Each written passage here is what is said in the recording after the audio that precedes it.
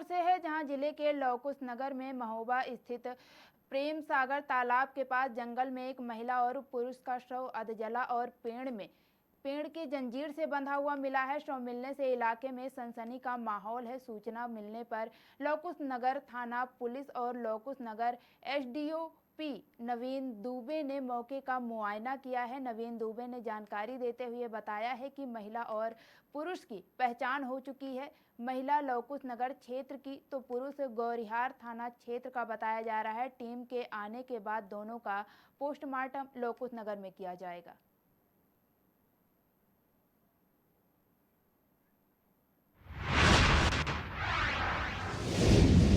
खबर रायबरेली से है जहां संपूर्ण समाधान दिवस में प्रार्थी गिल्ला पत्नीराम मिलन जिलाधिकारी से शिकायत की है। इसके संबंध में प्रार्थना पत्र द्वारा जिलाधिकारी ने बताया है कि उनके द्वारा हल्का लेखपाल को बुलाया गया है, परंतु वहां जिलाधिकारी के पास नहीं गए। लेखपाल पीयूष शुक्ला के द्वारा प्रार्थनी से रुपए की मांग की गई है और कहा है कि अगर पैसा नहीं दोगे तो तुम्हारे पति के नाम आवंटन निरस्त कर दिया जाएगा।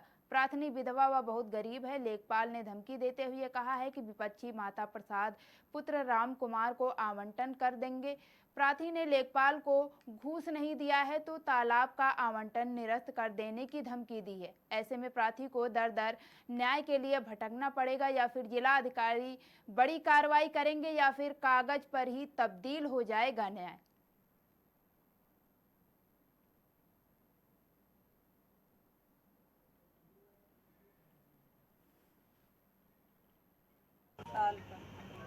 साल का 200 नंबर।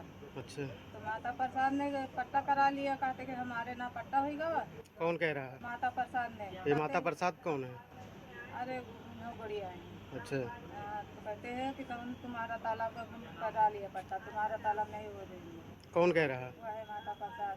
और नेपाल ने उनके मानी रिपोर्ट लगा दिया 4 फैला में। लेखपाल कौन है? पीयूष शुक्ला। हमारे में कहता है तुम जाओ 50,000 रुपया दियो तो फिर तुम्हारे रिपोर्ट लगाएंगे, लेके रसीद आओ। ठीक। 5 तारीख का सिविल रही साहब आन फाइल दी है और हमसे कहीं हम कहें साहब फाइल हमारे सुकरेज करे नहीं, कहीं फाइल तो आ गए हवा, जब तक 10,000 रुपया न दे हो तब तक जोन हवा फाइल ना सुकरेज। कौन कह रहा था? पीयूष शुक्ला साहब। ये कौन है? नेपाल साहब। अच्छा, और चियम्बर पा गए हैं। एक बार गए लौटा दिन, दोबारा फिर 4 बजे समय दिन बारिश होत रही, 4 बजे गए हैं तो कहीं जब तक 10,000 रुपया ना दे। माता प्रसाद उमा कांति दे रही 10,000 एक फाइल के पीछे। मछ पालन से नहीं, भोजपुर से बच्चा मंगाई 4,000 का भाड़ा दे रहे हैं साल का।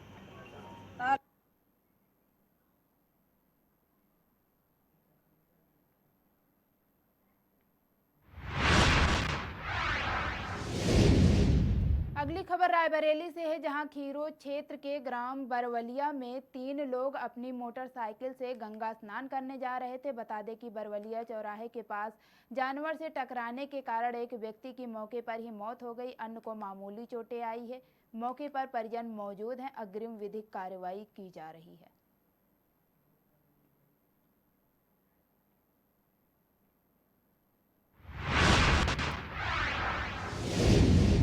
खबर रायबरेली से है जहां तेज रफ्तार श्रद्धालुओं से भरी पिकअप पलटी है। लगभग 2 दर्जन लोग गंभीर रूप से घायल हुए हैं। घायलों का डलमऊ सीएचसी में इलाज चल रहा है। सभी श्रद्धालु मौरावा थाना क्षेत्र के बताए जा रहे हैं।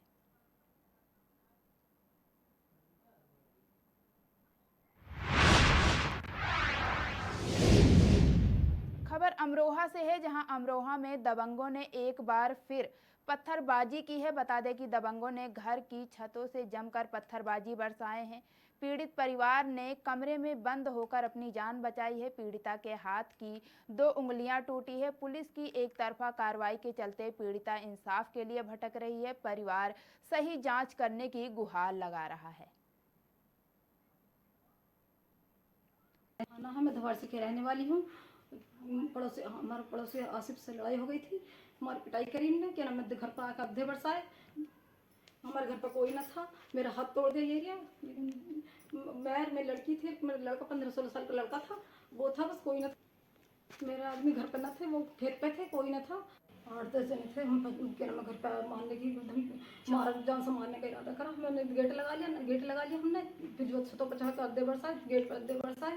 मेरा नाम आदिल, मैं धवारसी का रहने वाला हूँ। हमारी 4 तारीख में हमारे पड़ोसी आसिफ से लड़ाई हुई है और उसमें मार पिटाई भी हुई है और उसमें घर में और मेरी अम्मी और मेरी बहन थी और पापा भी घर पे ही नहीं थे। ये 10-12 जनों ने हमसे मार पिटाई की। मार पिटाई में मेरी अम्मी का हाथ टूट गया है और उसमें हमने डर के मारे हमने गेट लगा लिया। गेट लगाने के बाद इन्होंने हमारे छतों पर से और गेट पे से अड्डे बरसाए। देखने वालों ने वीडियो बना ली, इतने अड्डे बरसाए गए हैं। हमें जान से मारने की कोशिश की गई है और ये इनका ही अद्धा इनकी लड़की के लग गया और झूठी मेडिकली बनवा के हमें झूठे केस फंसाना चाहते हैं। इनके साथ बीजेपी के नेता हैं और मैं झूठे केस में फंसाना चाहते हैं और हमारे कहीं से भी कोई कार्रवाई नहीं हो पाई। हमने सब जगह वीडियो दिखाई अपनी, कहीं से भी कार्रवाई हमारी नहीं हो। मैं धवारसी की रहने वाली हूँ।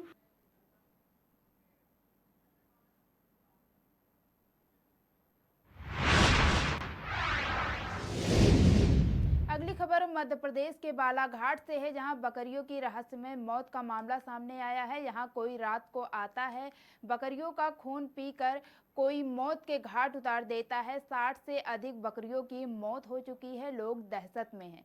यहाँ एक नहीं 2 खूंखार अदृश्य जानवर बताए जा रहे हैं। ग्रामीण इन दिनों दहशत में रात गुजार रहे हैं। मौत की वजह वह कौन सा जानवर है जो यह खून पीकर मौत का तांडव मचा रखा है, उससे ग्रामीण अब भी अनजान है। लेकिन दूर से देखने पर 2 जानवर होने की बात बताई जा रही है। प्रशासन अभी मौन दिख रहा है।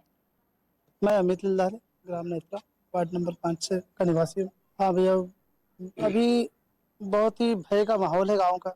लगभग ये 4-5 तारीख से चल रहा है। बीच में शुरुआत में तो ऐसा लगा कि गांव के कुत्ते ही है, लेकिन जब एक साथ एक ही घर से 5 बकरी का मौत हुई, उसमें ऐसा लगा कि कोई जंगली जानवर। उस बीच में फिर हमने तुरंत फॉरेस्ट वालों को विभाग को फ़ोन किए। उसमें पैर के निशान पाए गए, यहाँ पर उनको दिखाए तो उनका भी कहना आया कि जंगली जानवर है। तो मैं शासन प्रशासन से भी मांग करूंगा कि इस माहौल को मुआवजे की अभी कोई स्थिति नहीं की है। उनने 2 दिन तक बताया कि मुआवजा मिलेगा, जंगली जानवर है। फिर उसके बाद उनने बोल दिया कि आपके गांव का कुत्ता ही होगा, लेकिन ऐसा लग नहीं रहा है। और जी 5 बकरी थे। अब रात में सुबेरे उठे, सुबेरे गए देखने तो पूरे क्या निशान था, कैसे क्या निशान? ऐसा करो कुछ पकड़े थे हुए ना। अब जैसे उठाए हमने वीडियो वाले को बुलाए, फर्जी घाट वाले को बुलाए। 20 से 25 दिन हो गए। ग्राम नेत्रा में कुछ ग्रामीणों का कहना जिन्हें देखे वो बोलते हैं कि जंगली जानवर है जो मुंडी ऊंची है, भूरा भूरा है। कई बोलते हैं अपन ने कुदाए भी, भगाए जो भी है। और कम से कम 80-90 बकरी है इस ग्राम की। उन्होंने मतलब किसी को चाप के, किसी के पोटे मतलब फाड़ के मार दिए। क्या चाहते हैं आप शासन प्रशासन से? चाहते हैं अपन कि गरीब लोग अपने परिवार के विकास के लिए बकरी पशु पालते हैं, उनको मुआवजा मिले।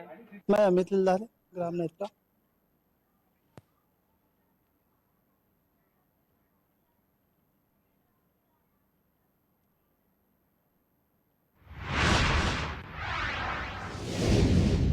खबर सूरत से है, जहां एक पीआई का वीडियो वायरल हुआ है। बता दें कि घटना उस वक्त हुई जब वकील अपना काम निपटाकर घर जा रहे थे। डिंडोली पुलिस थाने के सेकंड पीआई एच.जे. सोलंकी ने एक वकील को लात मार दी। लात से मारने का सीसीटीवी फुटेज वायरल हुआ है। आरोप है कि स्थानीय पुलिस इस मामले में शिकायत तक लेने को तैयार नहीं है। डिंडोली पीआई का कहना है कि उनकी पुलिस से नोकझोंक हुई थी। इस घटना के बारे में उच्च अधिकारियों को कोई जानकारी नहीं है।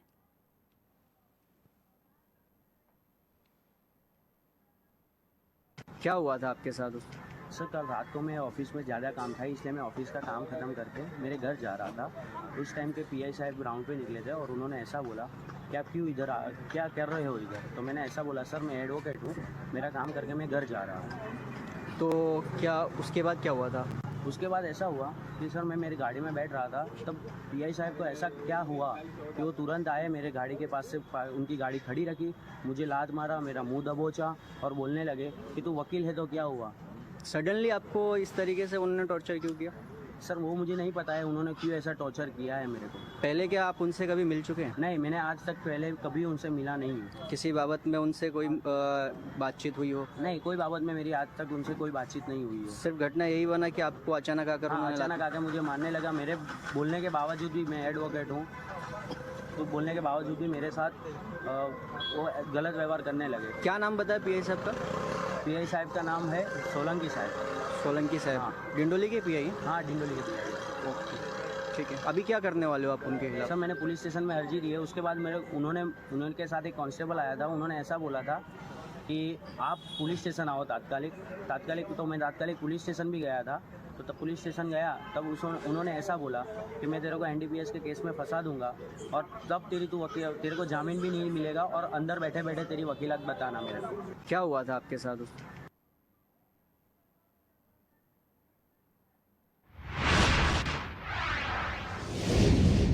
खबर मध्य प्रदेश के बालाघाट से है, जहां बीते कुछ महीनों पहले पत्रकारों के अखबार और न्यूज चैनलों के माध्यम से जिले में चल रहे धान के गोरख धंधे को उजागर किया गया था, लेकिन अभी तक प्रशासन के द्वारा कोई ठोस कदम नहीं उठाया गया है, जिसका जीता जागता उदाहरण हाल ही में उस समय देखने को मिला जब वारासिवनी थाने के गश्ती दल ने धान से भरे 2 ट्रक को पकड़ा है और उसकी जांच कर दोनों ट्रकों को थाने में खड़ा करवा दिया है। इन 2 ट्रकों पर कार्रवाई करने के लिए जिला प्रशासन के जिम्मेदार अधिकारी पलड़ा झाड़ रहे हैं। अब देखना यह है कि आगामी महीनों के बाद शासन की नियम नीति के अनुसार बालाघाट जिले में धान की भरी मात्राओं में खरीद की जाएगी या फिर इस तरह के कस्टम मिलिंग के नाम पर धान के गोरख धंधे चलाए जाएंगे। शासन प्रशासन इस गोरख धंधे पर लगाम कस पाएगी या फिर 5 गुना मंडी टैक्स लेकर छोड़ दिया जाएगा।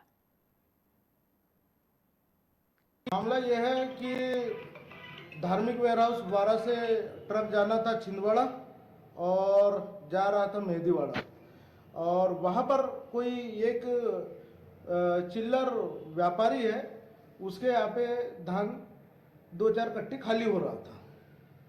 तो उसमें अब क्या कार्रवाई की गई है? उसमें मंडी अधिनियम 1972 क्रमांक 24/1973 के धारा 19(6) के अंतर्गत 5 गुना कार्रवाई मंडी द्वारा की गई है। कितना शुल्क वसूला है? लगभग 46,891 के लगभग 5 गुना राशि वसूल की जाएगी। सरकारी धान था? सरकारी धान था। जब धान जो है किसानों से सरकार खरीदती है, उसके बाद फिर से आप टैक्स लगा रहे हैं, ये कितना नियम के उसमें है? ये क्या है, जब मंडी अधिनियम का उल्लंघन होगा, मंडी अधिनियम की धारा 19(6) का उल्लंघन होगा, तो चाहे मंडी फीस दे हो चाहे न दे हो, उस पे 5 गुना राशि मंडी को वसूलने का अधिकार। ऐसे में तो शासकीय धान फिर कोई भी ले जा सकता है? शासकीय धान, यही तो उसमें कंट्रोल है। कंट्रोल इसी 19(6) के द्वारा मंडी को पावर है कि कंट्रोल करे। जब 5 गुना राशि वसूल होगी तो दोबारा वो ऐसी हरकतें नहीं करेगा। तो सिर्फ राशि वसूली का है या और भी कोई गंभीर? नहीं, मंडी में तो 5 गुना कार्रवाई लास्ट कार्रवाई है। मामला यह है कि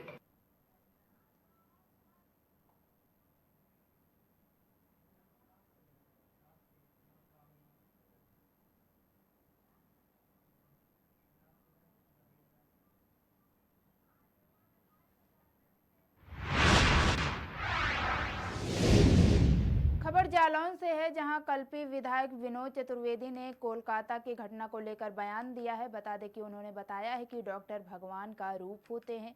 जब डॉक्टर के साथ ऐसी घटना घटित होगी तो आम जनता कैसे सुरक्षा महसूस करेंगे। घटनाओं में अंकुश लगाने के लिए उन्होंने ममता बनर्जी की सरकार को सचेत किया है।